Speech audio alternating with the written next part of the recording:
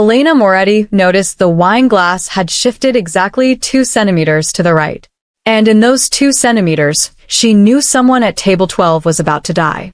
The crystal caught the chandelier's glow as it sat perfectly aligned with the marble table's edge. Every other glass had been placed by her, or the sommelier. This one appeared while she'd turned to retrieve the decanter. Someone who wasn't staff had repositioned it. Someone who understood exactly where Dante Russo's right hand would fall. Someone who wanted him eliminated. Hey, before we dive into what happens next, if you're hooked on this story, do me a favor and subscribe. We drop news stories like this every week, and honestly, this one's just getting good. You won't want to miss how Sophia handles what's coming. Now, let's get into the story. She kept her expression neutral as she approached the table with the wine bottle. Years of analysis work had taught her that survival meant cataloging everything while appearing to observe nothing. The European restaurant hummed with refined murmurs and the soft clink of silverware against porcelain. A string quartet played from the corner alcove. Most people saw opulence. Elena saw a kill zone. Dante Russo sat at the table's center, like an emperor among his court. His tailored black suit probably cost more than she earned in a year. Dark hair swept back from features that fashion magazines would celebrate if they didn't know what blood stained those hands. He laughed at something his companion said, the sound warm and unreserved. He felt secure here. He came every Tuesday, always the same table, always flanked by the same trusted faces. That predictability would get him killed tonight if she didn't intervene. Elena had been working at Palazzo Rosso for 6 months. She'd chosen this position specifically because it was exclusive enough that wealthy patrons looked through the staff, but busy enough that she could blend into the background. She poured wine, served courses, and collected gratuities. Nobody questioned her past. Nobody examined her too closely. That was precisely what she required after fleeing her intelligence agency. But trained instincts don't vanish. They simply lie dormant. She'd identified the first warning sign when Dante's regular bodyguard Marco hadn't arrived, replaced by a younger operative who stood at the wrong angle, creating vulnerability gaps in the sight lines. Then there was Alessandro, Dante's lieutenant of 15 years, checking his phone with methodical precision. Not idle scrolling, timed intervals. And now this glass, positioned with surgical accuracy, where Dante's dominant hand would naturally reach. The elements assembled into a pattern she'd analyzed countless times in classified intelligence reports and threat assessments. This wasn't impulsive violence. This was a methodical assassination choreographed as a gentleman's dinner. Elena moved between tables with practiced elegance. The wine bottle balanced perfectly in her grip. Her pulse accelerated against her ribcage, but her face revealed nothing. She'd mastered that discipline in another existence, when composure meant survival. When she'd worked for an agency that made Dante Russo's empire look almost innocent by comparison. She approached table 12 with a professional smile that never touched her eyes. Dante's associates barely registered her presence. To them, she was background, invisible, inconsequential. They had no concept that she'd once coordinated counterintelligence operations across 4 countries. They couldn't know she'd resigned after watching 17 civilians die because she'd provided analysis that was ignored, warnings that went unheeded. But she'd seen this pattern before. And this time, she had seconds to decide. Intervene and risk exposure, or remain invisible and watch another preventable death unfold before her eyes. The poisoned glass waited. Dante's hand would reach for it any moment. And somewhere in this gilded room, someone else was watching. Someone always was. Elena had been tracking table 12 since the reservation was confirmed at 7 o'clock. Her analyst's mind never truly shut off, even after 6 months of pretending to be nothing more than an attentive server. She'd learned to catalog threats the way others noticed wine preferences or dietary restrictions. Tonight, the threats were stacking up like cards in a collapsing house. The first anomaly registered at 7:43 p.m. when Dante arrived without Marco. For 18 months, she'd watched Marco position himself at Dante's left shoulder, always maintaining optimal sight lines to both entrance and kitchen. The replacement was younger, perhaps mid-20s, with the kind of rigid military bearing that screamed former special forces. But he stood too far back, creating a gap of approximately 45 degrees where someone could approach Dante's right side unobserved. A professional would never make that mistake. Unless the mistake was intentional. Elena had refilled water glasses 3 times while noting this detail. Her hands moved through their practiced choreography, pour, smile, retreat, while her mind assembled the puzzle pieces. In her previous life, a bodyguard positioned incorrectly meant one of 2 things, incompetence or complicity. Given Dante's survival record across 4 assassination attempts, incompetence seemed unlikely. The second anomaly became apparent at 8:12 p.m. Alessandro checked his phone. Nothing unusual in that powerful men lived tethered to their devices. But Alessandro checked again at 8:16. Then 8:20. Then 8:24. Elena's internal clock, honed through years of surveillance work, recognized the pattern immediately. 4-minute intervals. Precise. Deliberate. The kind of timing that synchronized with external events. With a countdown. With a plan that required exact coordination. She'd serve their appetizers at 8:26, watching Alessandro's thumb hover over his phone screen. His jaw carried tension that didn't match the relaxed dinner conversation. His eyes tracked her movements with more attention than a lieutenant typically paid to serving staff. He was monitoring something. Or someone. And Elena had the cold certainty that she was part of whatever equation he was calculating. The third anomaly materialized at 8:34 p.m. while she cleared plates from table 11, positioned directly adjacent to Dante's party. She'd turned her back for exactly 8 seconds, she'd counted, to stack the dishes on her service tray. When she pivoted back, a new wine glass occupied the space where Dante's right hand would naturally rest. Not placed by her.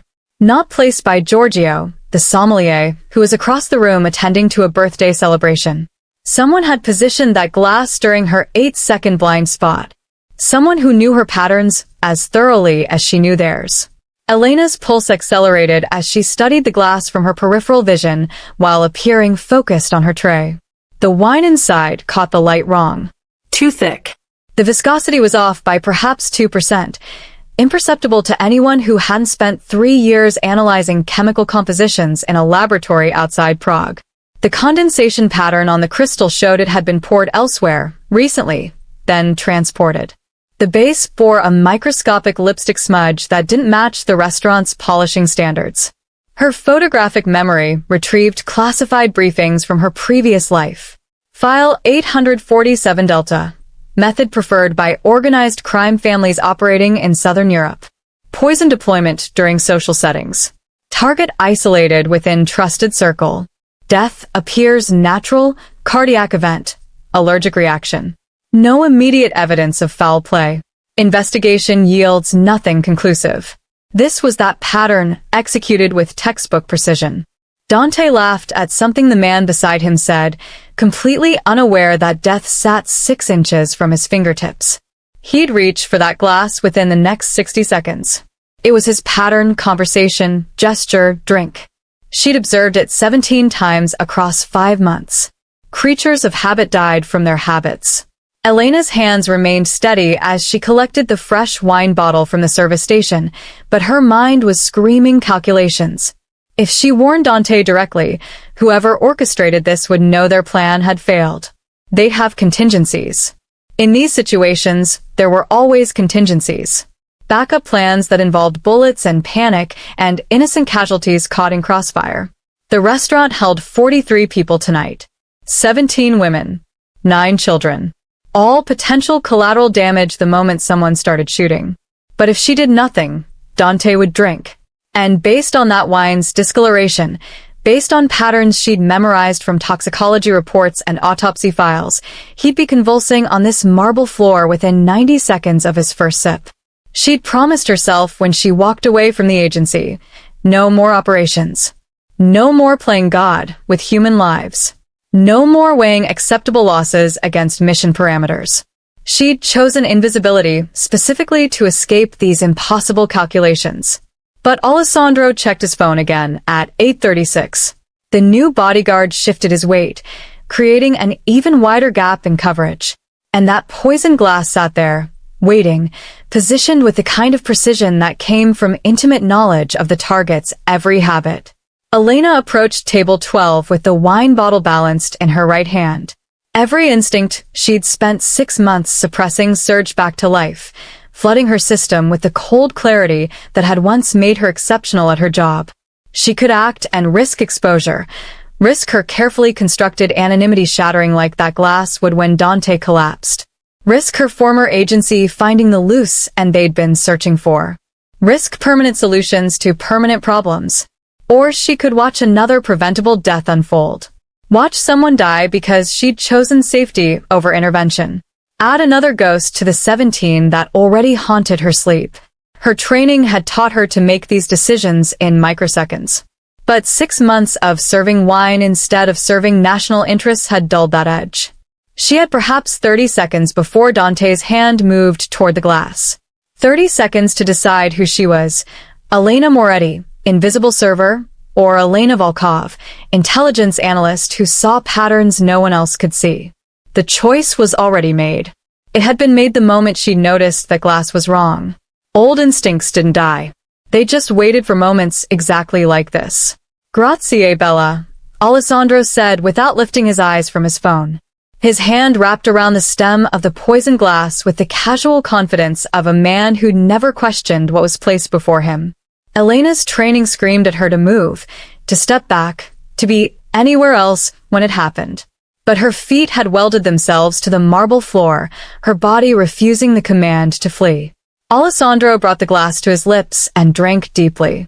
Half the wine disappeared in that first swallow, perhaps 4 ounces of burgundy carrying whatever compound had been carefully measured to kill a man of Dante's exact weight and metabolism. But Alessandro was heavier, broader through the shoulders. The dosage might not be enough. Or it might work faster. Chemistry was never perfectly predictable when the variables changed. For 3 seconds, nothing happened. Alessandro set the glass down, still focused on his phone screen. Still timing something with that metronomic precision. Still unaware that he'd just consumed his own death. Then he coughed. The sound tore through the restaurant's refined atmosphere like a blade through silk, wet and harsh and utterly wrong. Conversation at nearby tables faltered. The string quartet's melody wavered. Alessandro coughed again, harder this time, his body recognizing the threat even as his mind struggled to comprehend it. His free hand clutched at his collar, fingers scrabbling at the tie that suddenly felt like a noose. The wine glass slipped from his other hand as his muscles began to seize. Crystal met marble with a sharp crack that echoed like a gunshot in the suddenly silent room. The remaining burgundy spread across the white stone floor in a pattern that looked exactly like arterial spray, dark red against pristine white, creeping outward in fingers that reached toward other tables, other diners, other innocent people who'd come here expecting nothing more than an expensive meal. Alessandro's face transformed from its natural olive tone to a deep purple that spread from his neck upward like a stain. His mouth opened, gasping for air that wouldn't come, and foam appeared at the corners of his lips, white and frothy and obscene against the elegant surroundings. His hands abandoned his collar and went to his throat, clawing at flesh as if he could physically tear out whatever was killing him from the inside. There was no enemy to fight. No attacker to defend against. Just chemistry doing its merciless work in his bloodstream. He tried to stand. The effort toppled his chair backward with a crack that did sound like a gunshot this time, sharp and violent and final. Alessandro's body hit the floor, a heartbeat later. His expensive suit jacket rode up as he convulsed, revealing the shoulder holster and the weapon he'd never have time to draw. His legs kicked out, striking the table, sending glasses and silverware cascading to the floor in a cascade of breaking crystal and clattering metal. Pandemonium erupted like a bomb detonation. A woman at table 9 screamed, high and piercing and primal. Others joined her. Chairs scraped backward as diners scrambled away from the horror unfolding before them. The string quartet's music died in a discordant shriek of interrupted bows on strings. Somewhere in the kitchen, dishes shattered. Dante's men moved with the synchronized precision of a military unit. Hands dove inside jackets. 3 pistols cleared leather in the span of a single breath. The new bodyguard, the one positioned so carefully wrong, spun toward the entrance with his weapon raised. "Lock it down." Dante's voice cut through the chaos like a physical force. No panique. No hesitation. Pure command honed across years of surviving in a world where hesitation meant death. Nobody moves. Nobody leaves. Seal every exit. His men responded instantly. 2 positioned themselves at the main entrance, weapons visible now, all pretense of civilized dining abandoned. Another blocked the kitchen doors. A 4th covered the emergency exit near the restrooms. Within 15 seconds, every escape route had been secured. Everyone inside Palazzo Rosso had just become either a suspect or a witness. Possibly both. The restaurant's elegant facade had been stripped away, revealing the brutal reality beneath. This wasn't a place of refinement anymore. It was a crime scene. A locked room. A cage. Dante dropped to one knee beside Alessandro's convulsing body with the controlled precision of a man who'd seen death before. Who'd probably caused it before. His expression underwent a complete transformation. The laughing dinner companion evaporated, replaced by something cold and calculating and absolutely merciless. This was the man who'd built a criminal empire. The man who'd survived 4 previous assassination attempts through a combination of paranoia, violence, and the willingness to do whatever survival required. He'd just watched someone die in his place. Someone who'd sat at his right hand for 15 years. Someone he'd trusted with his life, his business, his secrets. And now, slowly, deliberately, with the inexorable focus of a predator identifying prey, Dante's dark eyes lifted from Alessandro's dying body and found Elena.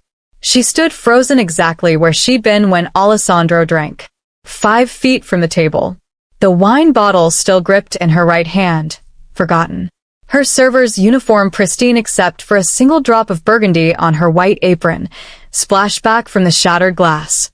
Her face carefully neutral, but her pulse hammering so hard she could hear it in her ears. The last person who'd approached the table. The last person who'd touched those glasses. The last variable in an equation that had just solved itself in the most violent way possible. Dante's eyes dropped to the shattered crystal on the floor. Rose to the remaining glasses on the table. Moved to where Alessandro had been sitting. Then to where he himself sat. Back to Elena. She watched the realization hit him like a physical blow. Watched his jaw tighten. Watched his eyes widen fractionally as the pieces assembled themselves in his mind with the same terrible clarity that had assembled them in hers. He knew. And there was nowhere left to run. Dante's gaze locked onto Elena with the surgical precision of a man who'd built an empire by reading people, by seeing the truth beneath whatever masks they wore. He was no longer looking at a server in a powder blue uniform. He was looking at the final variable in an equation written in poison and death. The last person who'd moved within striking distance of that table. The last hands that had touched those glasses. His eyes moved with methodical calculation. First to the shattered crystal on the marble floor, burgundy wine still spreading in accusatory fingers across white stone. Then to the remaining glasses on the table, 3 of them, each positioned precisely where they'd been left. His gaze traced their placement with the kind of attention most people reserved for reading contracts or studying maps. He looked at his own seat. Then at the empty space where Alessandro had sat before death claimed him. Then at those 2 glasses again.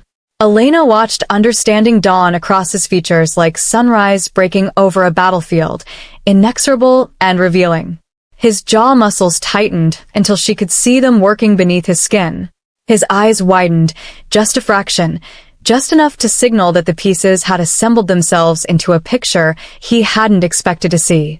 He glanced down at where he was sitting, back to where Alessandro had been, to the wine glasses that should have been reversed, one in front of him, one in front of his lieutenant, but weren't, because someone had switched them in the 4 seconds it took to pour wine and offer professional pleasantries. The restaurant had gone silent except for Alessandro's weakening convulsions and the rising wail of sirens somewhere in the city outside. Getting closer. Getting louder. Red and blue lights began painting the ornate walls through the tall windows, casting everything in alternating shades of emergency and blood. Dante rose from his crouch beside Alessandro's body with a kind of grace that belonged to predators and professional dancers. Controlled. Efficient. Nothing wasted in the movement. He was a man who'd learned long ago that survival meant economy of motion, that hesitation killed, that the space between recognizing a threat and acting on it needed to be measured in heartbeats, not thoughts. He walked toward Elena with that same predatory grace, each step deliberate, each footfall silent despite the chaos around them. His men shifted position instinctively, creating a semicircle that would cut off any escape route if she bolted. Hands remained near weapons. Eyes tracked her every micromovement. These were men trained to respond to threats, and right now, every instinct they possessed was screaming that the woman holding the wine bottle represented something they didn't yet understand. But Elena didn't run. Running would mark her as guilty. Running would get her caught before she made it 3 steps. Running would mean she'd saved Dante's life only to die for the crime of intervention. So instead, she stood her ground and met his eyes directly. No fear, no apology, just steady acknowledgement of what they both knew had happened. She gave the smallest nod. Barely a dip of her chin. A gesture so subtle it might have been mistaken for a tremor if you weren't watching for it. But it said everything that words couldn't. Asterisk yes. You understand correctly. I know what you figured out. And you're right. Asterisk. Dante stopped exactly 3 feet away. Close enough that she could see the amber flecks scattered through his dark brown irises like gold dust in river stone. Close enough that his expensive cologne, something woody and complex, probably costing more than her monthly rent, mixed with the sharp copper scent of Alessandro's death and the burgundy wine that had carried it. Close enough that she could see the wine stains on his white shirt from where he'd knelt beside his dying lieutenant. Close enough to be dangerous. You. He said it so quietly that Elena almost missed it beneath the sirens and the sobbing from nearby tables and the shouts of his men securing the restaurant. Just that one word. Not an accusation. Not a question. An acknowledgement. A statement of fact. You are the variable I didn't account for. You are the reason I'm still breathing. You are the reason Alessandro is dying on my restaurant floor instead of me. Elena's throat was dry, but her voice came out steady. 6 months of serving wine hadn't erased the years of training that taught her to maintain composure when everything depended on it. The glass was wrong, she whispered, keeping her volume low enough that only Dante could hear. Private conversation in a public catastrophe. Someone placed it while I was turned. Positioned it exactly where your right hand falls. You would have reached for it by instinct. Something flickered behind Dante's eyes. Not gratitude. Men like him didn't deal in simple emotions like gratitude. Something more complex. Recognition, perhaps. The acknowledgement that she'd seen what no one else had seen. That she'd moved when everyone else would have remained frozen. That she'd made a choice in seconds that had rewritten the evening's intended ending. Why didn't you shout? His voice remained low, controlled, but Elena heard the edge beneath it. The question wasn't idle curiosity. It was threat assessment. Why would someone save his life quietly instead of loudly? What game was being played that required silence? Elena's eyes flicked to the other diners, some still screaming, some frozen in shock, some trying unsuccessfully to leave against the barrier of armed men. Whoever did this needed to believe it worked. If I'd caused a scene, if I'd warned you publicly, they'd know the plan failed. They'd know someone had seen through it. She paused, letting him follow the logic. Men like that have contingencies. Backup plans. And backup plans in places like this usually involve bullets. She gestured subtly at the families still cowering at their tables. The children. The elderly couple near the window who'd been celebrating an anniversary. The innocent casualties that would have resulted from panic and gunfire. Dante's expression didn't change, but something behind his eyes shifted. Calculation. Reevaluation. She just demonstrated tactical thinking that didn't belong to a server who poured wine for a living. She'd revealed training. Experience. The kind of threat assessment that came from a very specific type of background. Who are you? He asked. Still quiet. Still controlled. But now the question carried weight. Not what's your name, but who are you really? What are you? Why can you see assassination patterns? Why do you think in terms of contingencies and collateral damage? Nobody, Elena said, meeting his gaze without flinching. Just a server who noticed something wrong. Nobody doesn't spot poison. Dante took one step closer. 2.5 feet now. Close enough that his men tensed, ready to intervene if this went wrong. Nobody doesn't recognize an assassination setup. Nobody doesn't think about sightlines and backup plans and tactical contingencies. Before Elena could construct an answer that wouldn't damn her further, the front doors burst open with a crack of splintering wood. Polizia flooded into Palazzo Rosso like a tide, uniformed officers with weapons drawn, plainclothes detectives already barking orders, paramedics carrying equipment that would do Alessandro no good. Someone grabbed Elena's arm. Rough, professional, the grip of an officer who'd learned to control suspects without hurting them unless necessary. The wine bottle was taken from her other hand. Questions came at her like bullets. Name. Address. What did you see? When did you notice? What were you doing near the table? She was pulled away from Dante, away from the body, away from the evidence scattered across marble in wine and broken crystal. But as they separated her from the scene, as police created barriers between witnesses and suspects and the dead, Elena looked back one last time. Dante stood exactly where she'd left him, surrounded by his men and chaos and approaching investigators. His eyes had never left her face. Not for a second. Not even as officers swarmed around him with questions he'd refuse to answer and accusations he'd deflect with lawyers. He was watching her with the intensity of a man who'd just learned that death had worn a server's uniform. That salvation had come from the person he'd never bothered to see. And Elena knew with absolute certainty that this wasn't over. That she hadn't escaped anything by saving his life. She'd only traded one type of danger for another. The sirens wailed. The questions continued. And somewhere in her coat pocket, she'd soon discover a photograph waited to destroy whatever remained of the life she'd tried to build. The police station smelled like burned coffee and institutional disinfectant. Elena had been sitting in the same hard plastic chair for 6 hours, answering the same questions in slightly different configurations, delivered by investigators who rotated through the interrogation room in shifts designed to wear down resistance through sheer exhaustion. Detective Ricci was on his 3rd round, his tie loosened and shirt wrinkled from the long night. Walk me through it again, Signorina Moretti. You were serving table 12. What did you observe? Elena maintained the same careful narrative she'd constructed in those first crucial moments when the Polizia had separated her from Dante. The key to a successful cover story was consistency and believability. Give them enough truth to be verifiable, omit just enough to remain unremarkable. She'd learned that principle in another life, in briefing rooms that smelled nothing like burned coffee and everything like calculated deception. I approached to refill wine glasses. Alessandro, I didn't know his name then, just that he was part of Signor Russo's party. Took a drink from his glass. Then he started coughing. It happened very fast. She kept her voice level, tinged with just enough residual shock to seem human.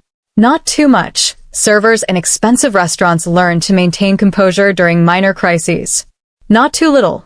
She'd just watched a man die violently 3 feet away. You didn't notice anything unusual before he collapsed? Ricci's pen hovered over his notepad, waiting for the detail that would transform her from witness to suspect. The evening seemed normal. I served their courses. Refilled drinks. Standard service. Every word carefully chosen.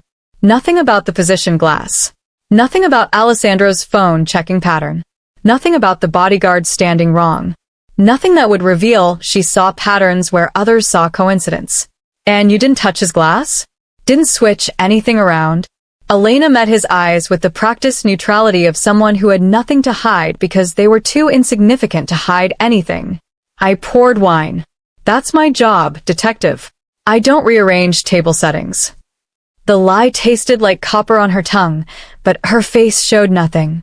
6 years of intelligence work had taught her that the best lies lived closest to the truth, wearing just enough honesty to pass inspection. They cycled her through 3 more detectives, a police psychologist who tried to build rapport, and a senior investigator who specialized in organized crime. Each received the same story, delivered with the same unremarkable consistency.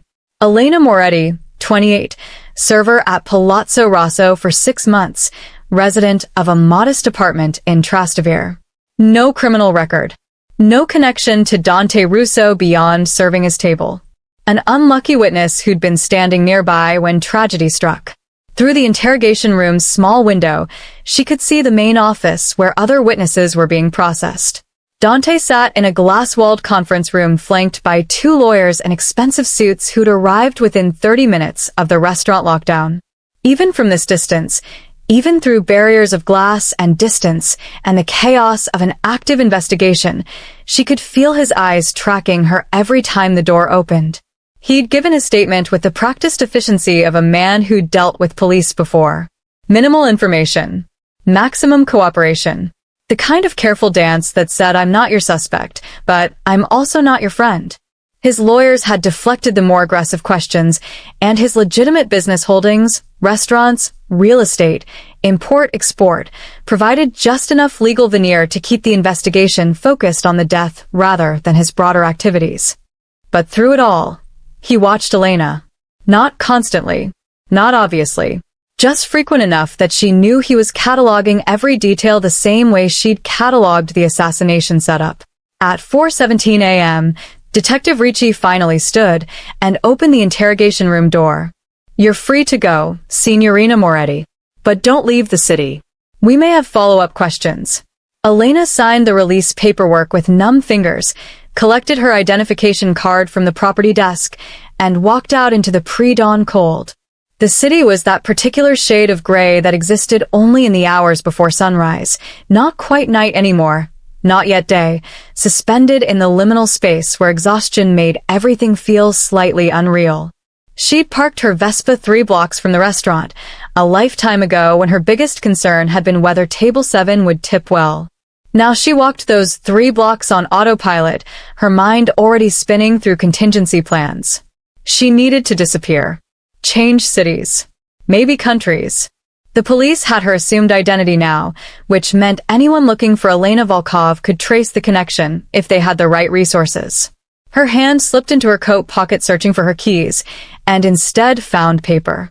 Glossy paper. Photograph paper. Elena stopped walking. The street was empty except for a single taxi idling at the corner and a sanitation worker hosing down the sidewalk. She pulled out the photograph with fingers that had started trembling for the first time all night. The image was crystal clear despite the restaurant's ambient lighting. High-end camera. Professional grade. It showed her hands in perfect focus, left hand reaching for Dante's glass, right hand tilting the wine bottle toward Alessandro's position. The exact moment of the switch. The 4 seconds that should have been invisible to everyone except the person executing them. But someone had seen. Someone had photographed. Someone had been watching with the kind of attention that came from knowing exactly what to look for. Below the image, printed in the same professional quality, "I know who you are, Elena Volkov." Her real name. Her buried identity. The person she'd supposedly killed 6 months ago when she'd fled the agency, and everything it represented. Elena's blood turned to ice despite the mild November air. She spun slowly, scanning the empty street, the darkened windows, the shadows between streetlights.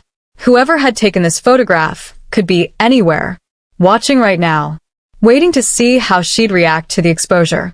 Her training screamed contradictory instructions. Run, stay calm, assess the threat, disappear, stand your ground. 6 months of civilian life hadn't prepared her for this. The collision of her 2 identities, the careful separation she'd maintained shattering like Alessandro's wine glass against marble. She looked up and found Dante leaning against a black Mercedes across the street. He'd ditched his lawyer somewhere between the police station and here. His jacket was gone, tie loosened, white shirt still bearing the wine stains from where he'd knelt beside his dying lieutenant. He looked human in a way that reputation usually buried, tired and mortal, and temporarily stripped of the armor that wealth and power provided. "Get in," he said quietly. Not a request. Not a threat. Just a statement of what would happen next whether she wanted it to or not. Elena's hand tightened on the photograph. Every survival instinct she'd honed over years of dangerous work screamed at her to run, to disappear into the pre-dawn streets and never look back. But the photograph in her hand said running was pointless. Said her cover was already destroyed. Said someone knew exactly who she was and what she'd done, and running would only delay the inevitable confrontation. Besides, whoever had taken this photograph had placed it in her coat pocket, which meant they'd been close enough to touch her. Close enough to kill her, if that's what they wanted. But they hadn't. They'd given her a message instead. "I know who you are." And soon, so would everyone else unless she figured out who was watching and what they wanted. Elena crossed the street and got into Dante's Mercedes. The door closed with a solid thunk of German engineering, sealing her inside with the man she'd saved and all the dangerous questions that came with him. The photograph stayed clutched in her hand, damning evidence of a choice that had seemed so clear 4 hours ago. Now nothing was clear except this. Saving Dante's life had been the easy part. Surviving the consequences was going to be considerably harder. They drove through streets emptied by the hour between night and morning, when the city belonged only to shift workers and insomniacs and people fleeing consequences. The Mercedes moved with the quiet authority of expensive German engineering, its engine a whisper against the silence that filled the interior like a third passenger. Elena sat with the photograph clutched in her right hand, her left braced against the door handle, not to escape, but to anchor herself against the vertigo of watching 6 months of careful construction collapse in a single printed image. The streetlights painted streaks across the windshield in rhythmic intervals, illuminating Dante's profile in flashes. Jaw tight, eyes fixed on the road ahead, one hand draped over the steering wheel with the casual control of someone who'd learned to drive defensively because people had tried to kill him in traffic before. 5 minutes passed. Then 10. The silence grew weight and texture, becoming almost physical, the kind of quiet that preceded either violence or truth, and Elena wasn't certain which would be worse. Finally, Dante spoke. His voice was low, stripped of the command that had filled it when he'd barked orders in the restaurant. Now he just sounded tired. "Alessandro was with me 15 years. Since I was 23 and stupid, and building something out of nothing. He was there for the first territory dispute, the first attempt on my life, the first time I realized that success meant painting a target on my own back." He paused, and Elena heard the gears shift as they took a corner. "I trusted him with my life, with my business, with my family." He was timing the hit, Elena said quietly. The information felt like currency now, something to trade for the fragile truce currently keeping this car ride civil instead of dangerous. His phone. Every 4 minutes, precise intervals. He was keeping everything synchronized. Making sure the glass was in place when you'd reach for it. Making sure the schedule stayed on track. Dante's knuckles whitened on the steering wheel, the only visible sign of whatever was happening beneath his controlled exterior. "I know," he said after a moment. "My people accessed his phone records while you were being questioned. The detectives will find the same information eventually, but I pay better and move faster than the Polizia." He took another turn, and Elena realized they were heading away from the city center, toward the neighborhoods where old money lived behind high walls and security systems. The Bellini family paid him 750,000 euros. Half up front, half on completion. They've been trying to move into my territories for 2 years. Alessandro provided them with my schedule, my security details, my habits. He ensured I'd be at that specific table, at that specific time, with that glass positioned exactly where my right hand falls every time I reach for wine. He didn't know I'd switch them, Elena said. "No." Dante's voice carried something that might have been dark amusement if the situation weren't wrapped in death and betrayal. Nobody did. Not Alessandro. Not the Bellinis. Not whatever watcher took your photograph. He glanced at her briefly before returning his eyes to the road.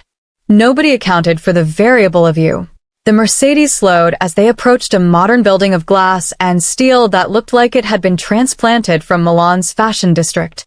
Dante pulled into an underground garage, the security gate rising automatically to admit them. He parked in a spot marked with his surname, killed the engine, but made no move to exit. In the sudden silence, Elena could hear her own heartbeat and the tick of the cooling engine, and nothing else. Who are you really? Dante turned in his seat to face her fully. And don't tell me you're just a server. Servers don't spot assassination setups. Servers don't think in terms of tactical contingencies and backup plans. Servers don't execute countermoves in 4 seconds that require the kind of training I've only seen in professionals. Elena looked at the photograph still clutched in her hand, at her real name printed below the damning image, at the evidence that her carefully constructed invisibility had been an illusion all along. Someone had been watching, had known exactly who she was, had waited for precisely this moment to reveal that knowledge. Running was pointless.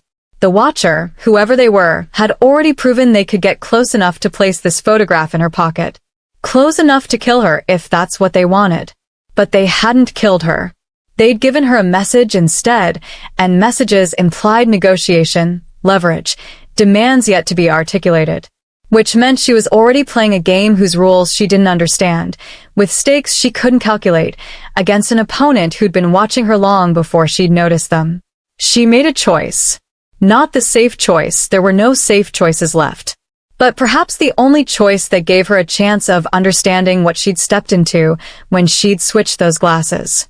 My real name is Elena Volkov, she said, and watched Dante's expression shift fractionally at the confirmation. I was an intelligence analyst.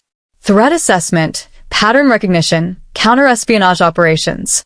I worked for an agency you've probably never heard of, because agencies like mine don't advertise their existence. She watched city lights reflected in the garage's glass walls, fragmenting reality into abstract patterns. I coordinated security logistics across 4 countries. I was very good at reading situations, at seeing patterns other people missed, at predicting how operations would unfold.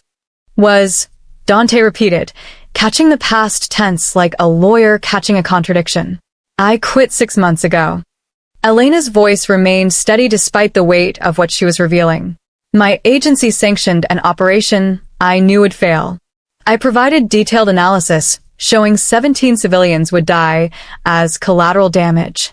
They proceeded anyway because the strategic objective outweighed acceptable losses. She finally looked at him directly. All 17 died exactly as I'd predicted. When I refused to falsify my after-action report, when I refused to classify their deaths as unavoidable rather than preventable, I became a liability. So you ran. I disappeared. Changed my name. Found work where powerful people look through servers instead of at them.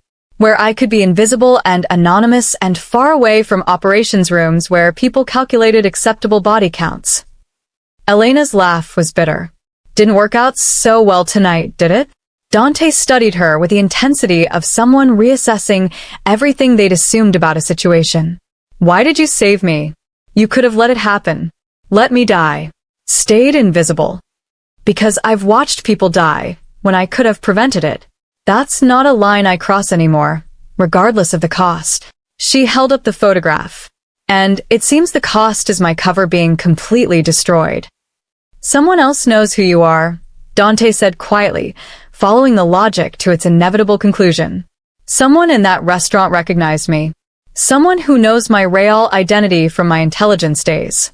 Someone who photographed the exact moment I switched the glasses.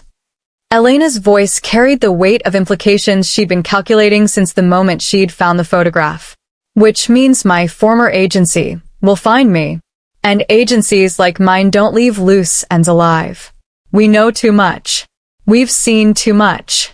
We become permanent problems requiring permanent solutions. Dante was quiet for a long moment, processing information that had transformed their dynamic completely. She wasn't just a server who'd saved his life.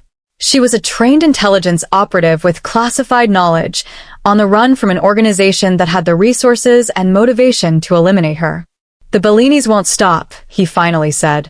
Alessandro was just their first attempt. they'll send others. Better ones. More careful ones. That's your world, Elena said. Not mine. You made it your world when you saved my life. Dante's voice was firm, but not unkind. The moment you switched those glasses, you chose a side in a war you claim to want no part of. He paused. I can offer you protection, money, resources, whatever you need to stay ahead of whoever's hunting you. Elena shook her head before he finished. I don't want those things. Then what do you want? She met his eyes directly, and for the first time since sitting in his car, she let him see past the server mask, past the careful neutrality, past the civilian identity she'd constructed. Let him see the intelligence analyst who'd coordinated operations across continents. The woman who'd once been very, very good at the same kind of work as people probably did, just with government sanction instead of criminal enterprise backing it. I want to know who took this photograph, Elena said, holding up the evidence of her exposure. I want to know why they're watching. And I want to know what they want badly enough to reveal they know my identity, but not badly enough to turn me over to my agency, or to your enemies. Dante absorbed this, nodding slowly. So we have common ground. You need to find your watcher. I need to survive the next assassination attempt. And somewhere in the overlap of those two problems, maybe we both get what we need. Partnership, Elena said. Not employment. Not protection. Equals working toward intersecting goals. Equals, Dante agreed, and something that might have been respect flickered behind his eyes. Though I have to ask, if you're so good at pattern recognition, at seeing threats before they develop, how did you not see this coming? How did you not know someone was watching you? Elena looked at the photograph one more time before slipping it into her jacket pocket next to her heart, where she'd feel it like a warning with every breath. Because I was watching you, she said quietly. I was so focused on the assassination pattern unfolding at your table that I missed the pattern unfolding around me.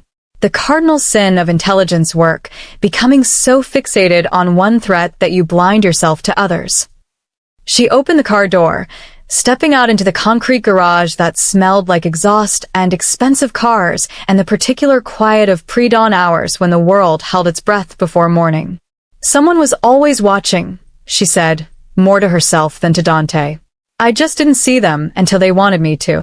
And that, she realized as Dante led her toward the elevator that would carry them to whatever came next, was perhaps the most terrifying thing of all. Dante's penthouse occupied the building's top 3 floors, accessed by a private elevator that required both a keycard and a fingerprint scan. The kind of security that said its owner had learned the hard way that convenience mattered less than survival. Elena cataloged the defensive measures automatically: reinforced door frames, bulletproof glass in the windows, sight lines carefully designed to eliminate blind approaches. This wasn't just wealth. This was calculated paranoia turned into architecture. He led her to a sitting room that managed to be both austere and expensive, all clean lines and neutral tones that suggested a designer had been given an unlimited budget and instructions to create something that wouldn't distract from the floor-to-ceiling windows overlooking the city. Dawn was beginning to break, painting the horizon in shades of copper and pale gold that looked almost peaceful if you ignored the violence that had preceded it. Dante poured 2 glasses of something amber from a crystal decanter, handed one to Elena without asking if she wanted it, and took the facing chair. The photograph sat on the table between them like evidence at a trial. Tell me the rest, he said. Not a demand. An invitation. Tell me who Elena Volkov really was before she became Elena Moretti. Elena took a sip of the whiskey, single malt, probably older than she was, burning smoothly down her throat, and made the choice she'd been delaying since he'd asked the question in the car. If someone else knew her identity, if that knowledge was now a weapon pointed at both of them, then Dante deserved to understand exactly what he was dealing with. What kind of danger she'd brought to his doorstep by switching those glasses. I was recruited at 22, straight out of university, she began, watching the whiskey catch the dawn light.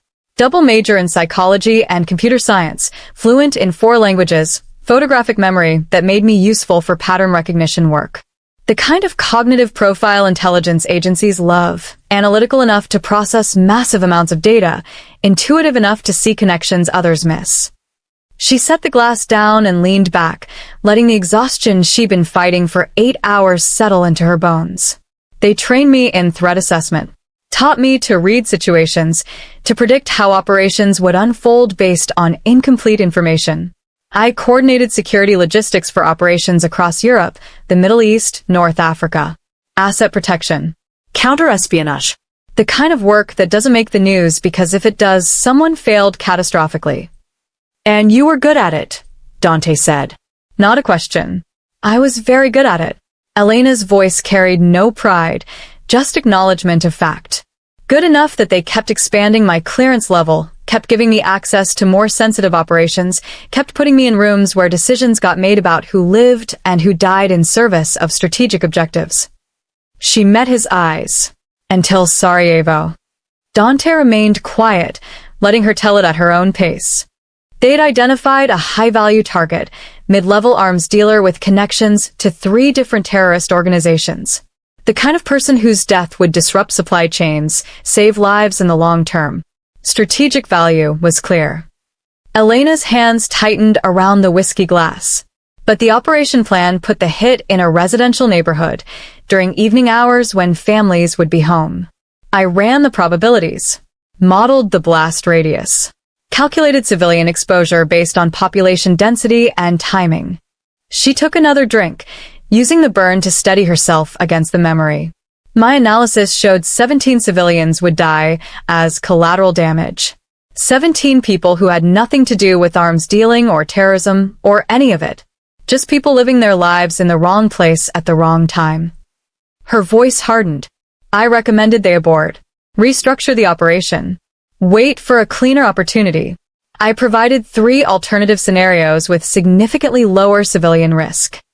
They proceeded anyway, Dante said quietly. They proceeded anyway because the strategic objective outweighed acceptable losses. Elena's laugh was bitter. That's what they called it. Acceptable losses. As if there's an acceptable number of children to kill in service of eliminating one arms dealer. She set the glass down with enough force that whiskey sloshed against the crystal. All 17 died exactly as I'd predicted. A family of 4 in the apartment above. An elderly couple next door. Students walking past when the building came down. Every single casualty I'd calculated and warned them about. And you refused to let them bury it, Dante said. I refused to falsify the after-action report. Refused to classify their deaths as unavoidable rather than preventable. Refused to let them turn my analysis into justification for a decision that killed people I'd warned them would die. Elena's voice was steady despite the weight of what she was revealing. So I became a liability. Someone who knew too much and couldn't be trusted to maintain the necessary fiction that everything we did was justified by strategic necessity. So you disappeared. I had enough warning to know what was coming. You don't work in intelligence for 6 years without learning to read the signs when your own organization starts viewing you as a problem requiring solution. She gestured vaguely at her server's uniform, still pristine except for that single drop of burgundy wine. I created Elena Moretti, built an identity that would pass surface-level scrutiny, but not deep investigation. Found work where powerful people look through servers instead of at them. Where I could be invisible and anonymous and far away from operations rooms where they calculate acceptable body counts. Dante stood and walked to the windows, his silhouette dark against the growing dawn. How long did you think you could stay invisible? Long enough. Elena's voice carried exhaustion and resignation in equal measure. Long enough to become boring. Long enough that hunting me wouldn't be worth the resources. Long enough that maybe they'd decide I wasn't a threat after all. She pulled the photograph from her pocket, studying the image of herself switching glasses that should have been her salvation but had become her exposure. I was wrong. Someone recognized you tonight, Dante said, still facing the windows. Someone who knows Elena Volkov from your intelligence days. Someone who is close enough to photograph you and place that photo in your coat pocket. Which means my cover is completely destroyed. Elena stood as well, joining him at the windows, looking out at a city that had seemed like sanctuary 6 months ago and now felt like a trap closing around her. My former agency monitors for certain keywords, certain patterns. A photograph of Elena Volkov saving a Mafia boss's life? That's exactly the kind of exposure that would trigger their asset recovery protocols. Asset recovery, Dante repeated, his voice flat. That's what they call it when they eliminate former operatives who know too much. Elena's reflection in the glass looked like a ghost. Clean. Clinical. Makes it sound like they're retrieving misplaced property instead of killing people who used to work beside them. Dante turned to face her fully. The Bellinis won't stop. Alessandro was just their first attempt. They've invested too much, exposed too much. They'll send others. Better ones. More careful ones. And now you're connected to me in their minds, which makes you a target too. That's your world, Elena said. Not mine. You made it your world when you saved my life. His voice was firm but carried no accusation. The moment you switched those glasses, you chose a side in a war you claimed to want no part of. You can't unchoose that now. I didn't choose anything except to not watch someone die when I could prevent it. Noble. Admirable. Completely naive. Dante's expression wasn't unkind, just pragmatic. Intent doesn't matter in my world. Only action. And your actions saved me while exposing yourself. That creates obligations. Debts. Connections that other people will exploit regardless of what you wanted. He moved back to the sitting area, refilling both their glasses. I can offer you protection. Real protection, not just bodyguards and safe houses, but the kind of organizational infrastructure that keeps people alive when governments and crime families both want them dead. Money to disappear properly this time, with documentation that would pass deep investigation. Resources to track down whoever took that photograph before they make their next move. I don't want those things, Elena said, though her voice carried less certainty than before. Then what do you want? Dante held out the refilled glass, and Elena took it because refusing felt like the wrong kind of statement. She looked at him directly, letting him see past all the masks she'd worn tonight. The server, the witness, the former operative. Letting him see the woman who'd spent 6 months running from ghosts and had finally been caught by one. I want to know who took this photograph. I want to know why they're watching. And I want to know what they want badly enough to reveal they know my identity, but not badly enough to turn me over to my agency or to your enemies immediately. Information, Dante said. Intelligence. The things you're actually trained for. Partnership, Elena corrected. Not employment. Not protection. Not me working for you, or owing you debts I can't repay. She set the glass down untouched. You need to stay alive despite the Bellini's next attempt. I need to find my watcher before they destroy what's left of my life. Those objectives intersect. We help each other as equals, not as patron and dependent. Dante considered this, the calculation visible in his eyes. Men like him didn't offer partnership often. Didn't trust easily. Didn't view others as equals when inequality served them better. But whatever he saw in Elena, former operative, trained analyst, woman who'd saved his life asking for nothing but cooperation, made him nod slowly. Equals, he agreed. With one condition. Which is, stay unpredictable. Stay sharp. Remember what you told me in the restaurant. That comfort and predictability almost got me killed. He gestured at the photograph. Whoever's watching you, they know your patterns. They knew you'd be at that restaurant, at that moment, in position to see what was happening. That's not coincidence. That's planning. Elena felt ice crystallize in her chest as the implication settled. You think they wanted me to save you. I think they photographed you doing exactly what they knew you'd do. Which means this isn't about you being discovered. Dante's voice was quiet, but carried absolute certainty. This is about you being positioned, manipulated, turned into a piece on a board you didn't know you were playing on. The dawn had fully broken now, harsh morning light replacing the gentle colors of sunrise. Elena looked at her reflection in the windows and barely recognized the woman staring back. She'd thought switching those glasses was a choice. Her decision. Her action. But if Dante was right and her training said he probably was, then she'd been following a script written by someone else all along. The Watcher hadn't exposed her. They'd deployed her. And whatever game they were playing, she and Dante were both pieces now. moving according to patterns neither of them fully understood yet. Then we find them, Elena said quietly, before they make their next move. Before they make us make their next move, Dante corrected. And in the silence that followed, Elena understood that saving his life had been the simple part. Understanding why someone had wanted her to save it, that was going to be considerably more dangerous. Elena returned to Palazzo Rosso 4 days after Alessandro died on its marble floor. The decision went against every survival instinct she'd honed over 6 years of intelligence work, but that was precisely the point. Whoever was watching her would expect her to run, to disappear, to follow the established pattern of self-preservation that had kept her alive this long.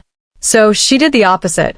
The restaurant had reopened with security measures that transformed it from elegant dining establishment into something closer to a fortified position. Metal detectors at the entrance, disguised as decorative archways.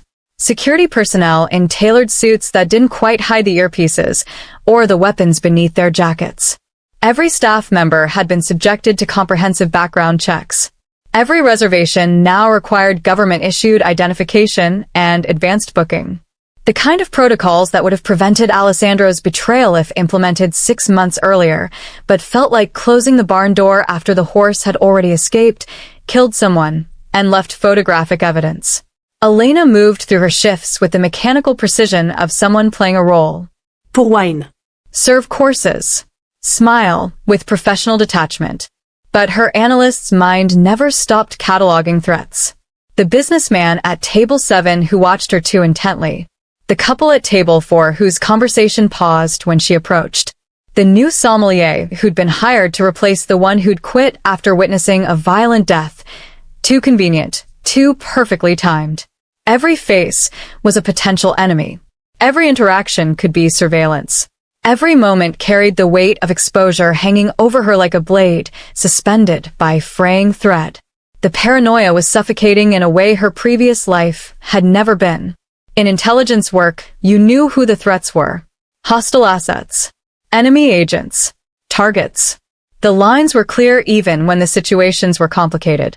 But this was drowning in uncertainty, where anyone could be the watcher and nowhere felt safe because safety required knowing who to avoid.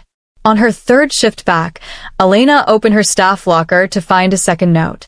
Same glossy photograph paper. Same professional printing quality. But this time, no photograph, just text in sans serif font that looked like it had been generated by a computer rather than handwritten to avoid forensic analysis. You saved the wrong man. Now fix it, or I expose you to everyone. Elena's hands didn't shake as she read it, but her pulse accelerated with the crystalline clarity of understanding. This wasn't observation. This wasn't even blackmail in the traditional sense. This was recruitment. Coercion. The Watcher wasn't just documenting her actions, they were trying to direct them. Fix it. Kill Dante. Correct the mistake of saving him. Complete the assassination that Alessandro had failed to execute. Or be exposed to her former agency, who would kill her. Exposed to Dante's enemies, who would kill her. Exposed to everyone who'd been hunting Elena Volkov for 6 months and would finally know exactly where to find her. The message was clear. Become an assassin or become a corpse. Choose which death you prefer, Dante's or your own. Elena slipped the note into her pocket next to the photograph from 4 nights ago and finished her shift with the same mechanical precision, but her mind was racing through implications and connections and the sudden certainty that this wasn't about the Bellini family's territorial ambitions at all. This was personal. She met Dante at 2 in the morning in his penthouse, having taken a route designed to shake any surveillance. 3 different taxis, 2 on-foot segments through areas without cameras, a final approach through the building's service entrance. Paranoia had become second nature again, the skills she tried to bury resurging with the ease of muscle memory that never truly forgot. Dante was waiting in the same sitting room where they talked 4 days ago, but now the space felt different. Not a neutral meeting ground, but a war room. His laptop was open on the table, displaying what looked like surveillance footage. Papers scattered across every surface. The organized chaos of someone conducting an investigation while simultaneously trying to survive one. She handed him the second note without preamble. He read it once, Then again, his expression darkening with each word. They want you to kill me. They want me to fix my mistake, Elena corrected, sitting across from him. Which tells us several things. First, whoever this is didn't want you to survive that night. Second, they're not working with the Bellinis. If they were, they'd just tell the Bellinis that their plan failed and let them send another team. Third, they know enough about me to understand that threatening exposure is the only leverage they have. The Bellinis? Dante asked. No. Elena's voice carried certainty. The Bellinis wanted you dead for business reasons. Territory. Competition. Strategic elimination. This. She gestured at the note. This is personal. Someone who blames you for something. Someone who wants you dead badly enough to blackmail a former intelligence operative into becoming their weapon. Dante absorbed this, nodding slowly. Then we need to identify everyone who was present that night. Cross-reference them against anyone who might have personal motivation to want me dead. They worked through the night, Dante's resources providing information that would have taken Elena weeks to compile on her own. Staff records, every server, every chef, every busser who'd been working when Alessandro died. Patron lists, every reservation, every name, every connection that could be traced. Security footage from 3 different angles, though the watcher had been careful enough not to appear in any of them directly. Elena's photographic memory cataloged each face, each name, comparing them against 6 years of classified briefings and operations reports stored in her mind. Most were civilians. Some had minor criminal records, nothing unusual for staff at upscale establishments where background checks sometimes miss things. A few patrons had connections to organized crime, but those were expected given Palazzo Rosso's reputation for attracting a certain clientele. Then she saw it. Table 14. 2 people. Reservation made 3 weeks in advance under the name Mikhail Petrov. Elena's blood went cold as memory retrieved a file from 3 years ago. Not her operation. Not even her jurisdiction. But she'd reviewed the after-action reports because that's what analysts did. Learn from other people's mistakes, catalog patterns, understand how operations failed, so you could prevent similar failures. Mikhail Petrov, she said quietly, and Dante looked up from his laptop. Russian. Former intelligence analyst, same agency as me, but different division. He was deep cover in European organized crime for 5 years, gathering intelligence on weapons trafficking routes. I've never heard that name, Dante said. You wouldn't have. His family wouldn't have used it either. Elena pulled up the surveillance footage, finding the table 14 camera angle, freezing it on the 2 diners. A man in his late 40s, graying hair, wearing an expression of polite interest that was absolutely a mask. 3 years ago, there was a territorial dispute in your area. Not directly your operation, but it happened in neighborhoods you controlled. Escalation between 2 rival families fighting over port access. She watched recognition dawn in Dante's eyes. The warehouse fire. The warehouse fire that killed 4 people, including 2 civilians who had nothing to do with organized crime. Elena's voice was flat, professional, but carried weight. Mikhail's wife and daughter. They were in the wrong place at the wrong time. Collateral damage in a gang war they had no connection to. I didn't order that fire, Dante said. It was the Koslov family. I know. But it happened in your territory. Under your watch. And to someone whose entire worldview revolves around patterns and causation and chain of events, you're responsible. Elena met his eyes. He blames you for their deaths. And he knows me because we worked in the same agency, probably crossed paths in briefings or training. He knows Elena Volkov was an analyst who quit after civilian casualties. He knows exactly how to manipulate me. He positioned you, Dante said quietly, understanding crystallizing. He knew you'd be working that night. Knew you'd see the assassination setup. Knew you'd intervene because that's what you do. Save people even when it costs you. He wanted me to save you, so he could blackmail me into killing you. Elena's laugh was bitter. I'm not just a witness to his revenge plot. I'm the weapon he's crafted to execute it. Former intelligence operative forced to assassinate a mafia boss under threat of exposure. It's elegant, untraceable back to him, and personally satisfying because I'm the instrument of justice for his family's death. Dante stood and walked to the windows, looking out at the city that was just beginning to wake. So, what do we do? Elena joined him, studying their reflections in the glass.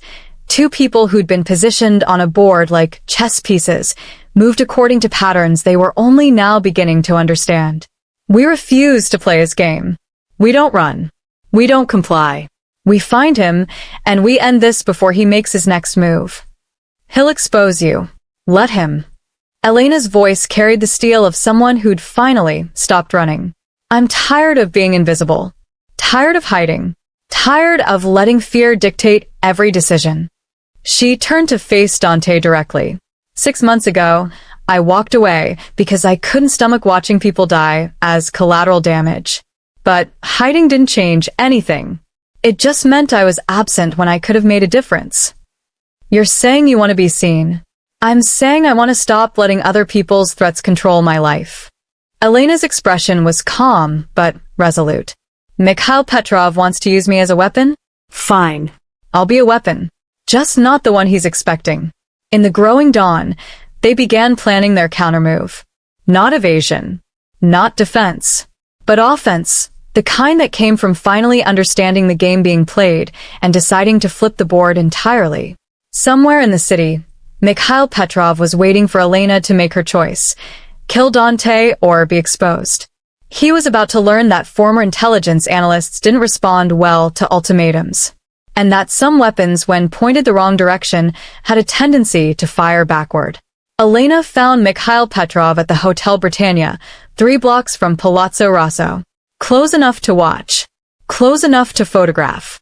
Close enough to have been there all along, observing her invisible life from his own carefully constructed position. Dante's resources had traced the reservation, the credit card, the room number. 5th floor, corner suite with sight lines to the restaurant's main entrance.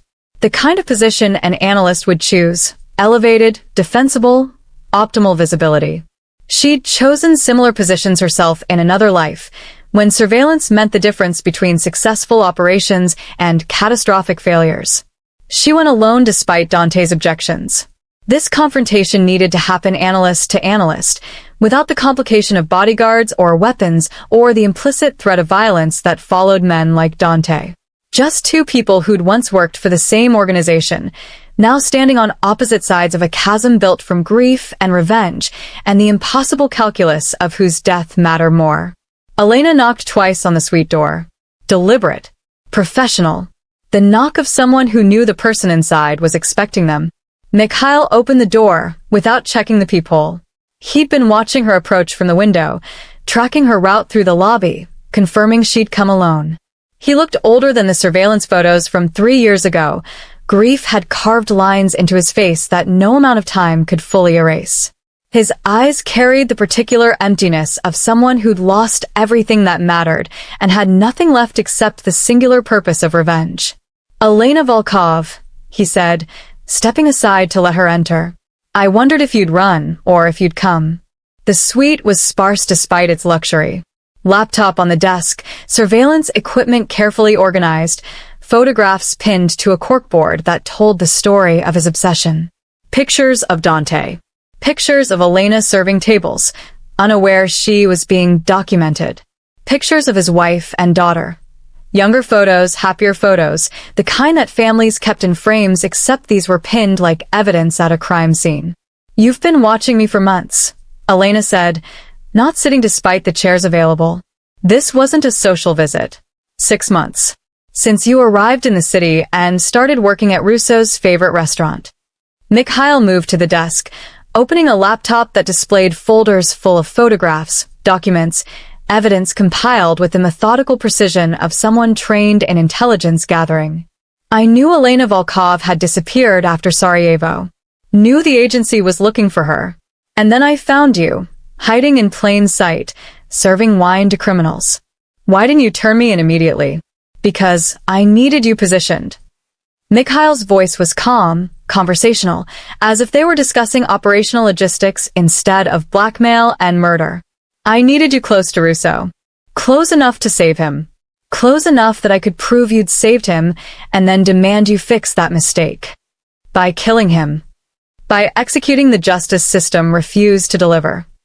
Mikhail turned to face her fully, and Elena saw the rage beneath his controlled exterior, carefully banked but burning with the kind of intensity that consumed everything in its path. His territory. His war. His responsibility for my wife and daughter dying in a warehouse fire because criminals decided port access was worth killing over. Dante didn't order that fire, Elena said quietly. He created the conditions that made it possible. He built an empire that treats civilian casualties as acceptable losses. Mikhail's hands clenched. You know about acceptable losses, don't you, Elena? You quit because of them. Because 17 people died, and the agency called it justified. Well, my wife and daughter were acceptable losses in Russo's empire, and you saved the man responsible. I saved someone from being poisoned. That's not the same as endorsing everything he's done. It is when you're choosing sides. Mikhail gestured at his laptop. I have everything I need to destroy you. Photographs of you switching those glasses. Documentation of your real identity. Evidence that Elena Volkov is alive and working in this city. One email to your former agency, one message to Russo's enemies, and you'll be hunted by everyone with the resources to find you. I know, Elena said. That's why I came here. Mikhail studied her, suspicion replacing confidence. To kill me? To beg? To offer some compromise where we both walk away. To tell you that I'm not trading lives anymore. That's why I left the agency. That's why I walked away from a career where people calculated acceptable casualties and expected me to facilitate those calculations. Elena's voice remained steady despite the weight of what she was revealing. I won't kill Dante for you. I won't become the weapon you've crafted me into. And I won't run from the consequences of that choice. Then I'll expose you. Mikhail's finger moved toward his laptop keyboard. I'll make sure everyone knows. I know, Elena interrupted. Which is why I exposed you first. The words hung between them like a detonated grenade.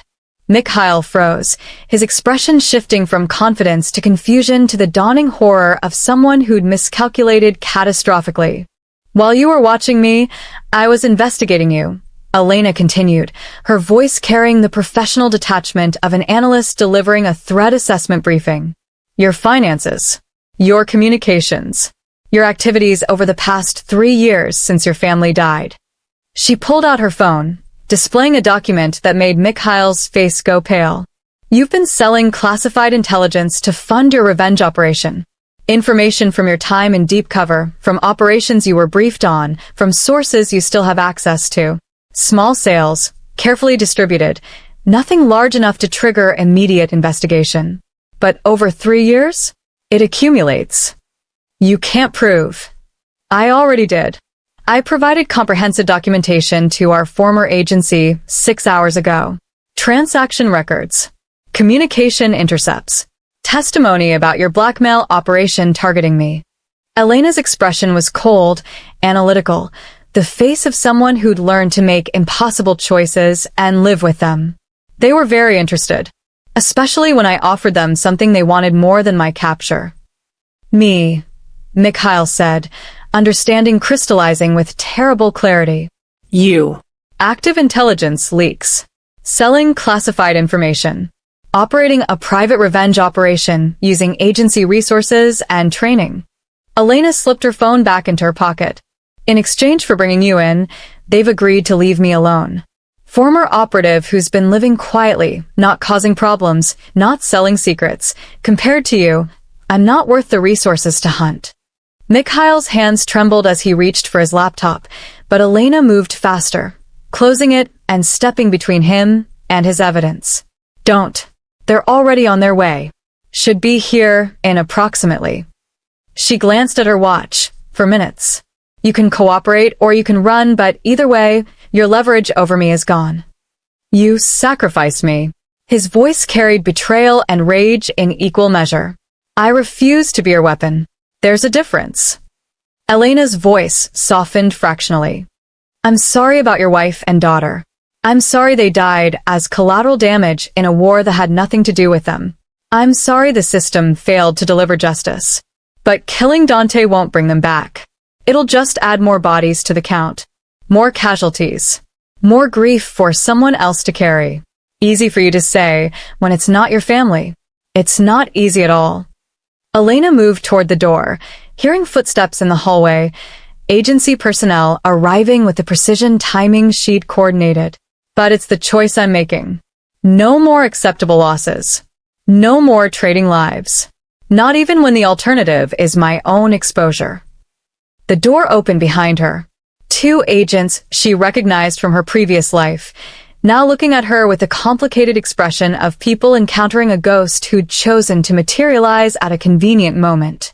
They moved past her toward Mikhail with the efficient choreography of an arrest they'd rehearsed countless times. Elena walked out without looking back. 3 weeks later, Dante's people dismantled the Bellini family's operation with the systematic thoroughness of an organization that had decided to make an example. Key members disappeared. Businesses shuttered. Territory was absorbed or distributed. The message was clear. Moving against Dante Russo had consequences that extended beyond the immediate attempt. Elena heard about it in fragments, whispered conversations in the restaurant kitchen, news reports that never quite named names, the way certain tables stayed empty because their usual occupants had suddenly found other cities more hospitable. She was refilling sugar containers on a quiet Tuesday afternoon when Dante walked in alone. No bodyguards. No entourage. Just Dante in casual clothes that made him look more human than Mafia boss. He took a corner table, the one with sight lines to both entrances, and Elena brought him coffee without being asked. She'd learned his preferences over months of invisible service, before everything changed. You didn't have to provide that information about Petrov, Dante said quietly as she set down the cup. You didn't have to offer me protection when I was a liability. Elena sat across from him, breaking every rule about servers socializing with customers, but the restaurant was nearly empty and they were past pretending this relationship fit conventional categories.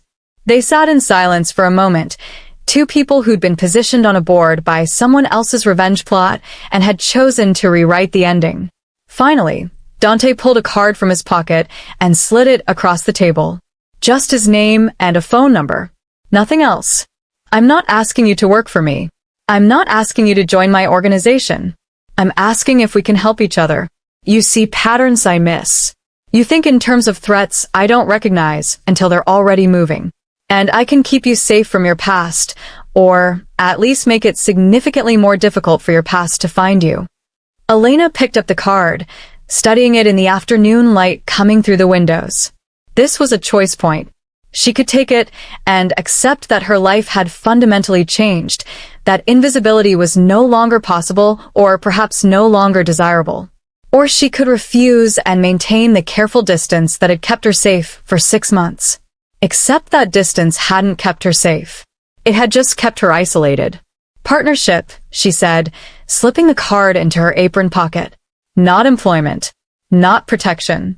Not obligation or debt or any structure where one of us has power over the other. Equals, Dante agreed, and something that might have been respect flickered behind his eyes. Equals, Elena confirmed. She stood to return to work. There were tables to prepare, wine to stock, the endless small tasks that kept a restaurant functioning. But she looked back at him one more time. Try the tiramisu before you go. Giorgio made it fresh this morning. Dante's smile was small but genuine. I'll do that. Elena went back to work, refilling sugars and checking on other tables and being exactly who she'd been for months. Just a server in an elegant restaurant. Nobody special. Nobody dangerous. Except now she was choosing to be seen instead of hiding. Choosing connection instead of isolation. Choosing to use her skills to keep people alive rather than letting guilt and fear dictate every decision. The card sat in her apron pocket like a promise. Or maybe a threat. Or maybe just an acknowledgement that sometimes the most powerful thing you can do is refuse to be invisible. Outside, the city moved forward. Deals were made. Crimes were committed. People lived and died in the endless dance of power and survival. But inside Palazzo Rosso, for just this moment, two people who touched death and walked away sat in the same room and remembered that sometimes the smallest actions by the most invisible people decide who sees tomorrow. And sometimes being seen was exactly what survival required. Thank you for sticking with this story until the very end. If you enjoyed this journey through moral complexity and difficult choices, subscribe so you never miss another one. We've got more stories about people navigating impossible situations, making hard choices, and discovering that change is messy but possible. I'll see you in the next story.